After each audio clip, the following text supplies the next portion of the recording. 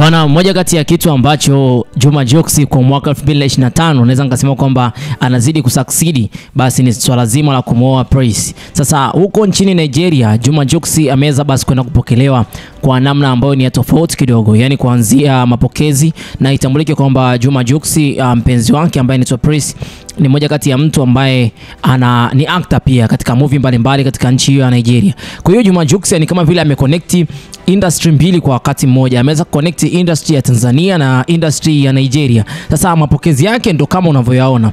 Yani alipokelewa katika hali ya tofauti. Olufemi iliimbwa kuanzia mwanzo mpaka mwisho. Mwaka huu naweza nikasema kwamba kama Nigeria wakiendelea basi kuwakaribisha wasanii wa Tanzania katika nchi yao, nina uhakika kabisa kwamba wasanii au watu wengi wa Nigeria wataanza kupenda muziki wa Kitanzania kwa asilimia kubwa sana. Ukifuatilia zaidi basi naweza nikaanzia kuanzia alivyoenda klabu kuweza basi kuonyesha kwamba ni kwa namna gani ambayo nyimbo ya kwake Jayva inasikilizwa. Kautaka mtoto kautaka, ile ngoma inapigwa kiasi cha kwamba kila msanii katika nchi ya Nigeria lazima ipige ili aonekane kwamba yuko upande wa watu wanavyoipenda ile nyimbo. Yani ni kwamba wanashindwa hata wenyewe kuvumilia, na wenyewe pia mastana wenyewe wanaigonga. Sasa Juma Jux walivyoenda ku represent hii, nafikiri kwamba ni tukio la kwenda kuonyesha movie yao mpya, ambayo basi Prince ambaye ni mpenzi wake pia ni moja kati ya mtu ambaye atakuwepo katika movie hiyo. Ni kwamba katika cinema, naweza nikasema kwa namna hiyo kwamba walienda katika cinema na movie ilikuwa ni mara yake ya kwanza kuweza kuonyeshwa.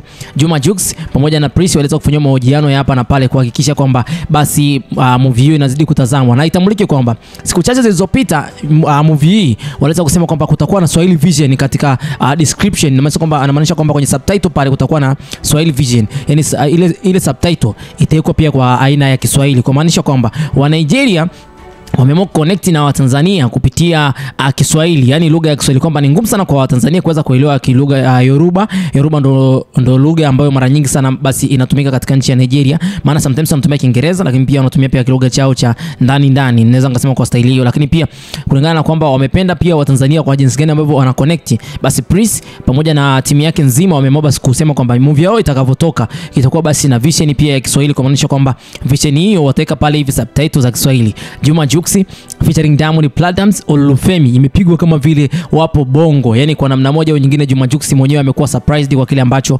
amekifanya. Nikupe tu siri moja, Juma Jux kuweza kufika katika nchi ya Nigeria kwa mwaka huu, hakika kwa muda mrefu kule, labda tunaweza tukamsema kwamba Juma Jux ni msanii mwingine kabisa tofauti na kwamba tulivyokuwa tumemzoea. Kati ya kitu ambacho amekifanya Juma Jux kwa mwaka 2025 na kinampa manufaa makubwa sana, basi ni kumooa mwanadada kutoka katika nchi ya Nigeria. Yani ni kama vile ameweza basi kuchokonoa au kutumia funguo ambao ulikuwepo muda mrefu sana hujatumika. Milango yake kwa kweli imezidi kufunguka. Kila ngoma anayogonga kwa kweli inazidi kwenda mjini.